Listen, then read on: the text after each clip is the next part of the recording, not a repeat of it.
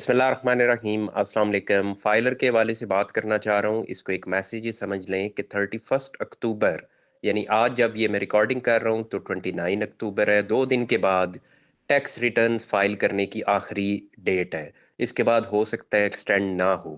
तो जिन लोगों ने अभी तक रिटर्न्स फाइल नहीं की वो रिटर्न्स फाइल करवा दें। इसको अब अपने लिए एक मजबूरी समझ लें कि आपने जैसे ये करना ही करना है। एक तो अभी करने में आपको ये फायदा है कि जो लेट फाइलर का स्टेटस है वो आपका नहीं बनेगा और आप प्रॉपर फाइलर की कैटेगरी में आ सकेंगे, जिससे ये है कि आप फ्यूचर में कोई भी प्रॉपर्टी खरीदते हैं बेचते हैं तो आप पे कम टैक्स लगेगा।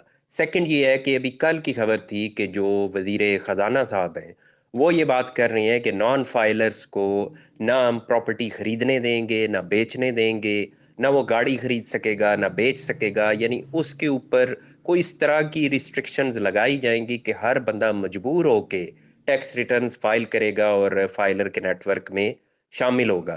तो बजाय इसके कि वो स्टेज आए कि आपकी सिम्स बंद हों, आपके लिए दीगर प्रॉब्लम्स बने, बैंक अकाउंट बंद हो, ये बिजली का मीटर काटने तक की बात करते हैं कि कनेक्शन खत्म कर दिया जाएगा।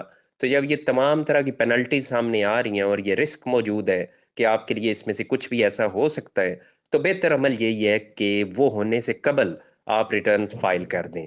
और इसके लिए अभी भी आपके पास 2 दिन है। इन 2 दिन के अंदर, क्योंकि ये टोटल प्रोसेस जो है वो सिर्फ आप यूं समझ लें कि कुछ ही टाइम का होता है, आधे पौने घंटे में ये प्रोसेस मुकम्मल हो जाता है। सिर्फ ये है कि आपके पास तमाम डिटेल्स रेडी होनी चाहिए जो आपने प्रोवाइड करनी है टैक्स कंसल्टेंट को। तो ये अभी भी टाइम है, आप इसका फायदा उठाएं और प्रॉपर फाइलर बने ताकि इस तरह की किसी भी पेनल्टी से आप बच सकें।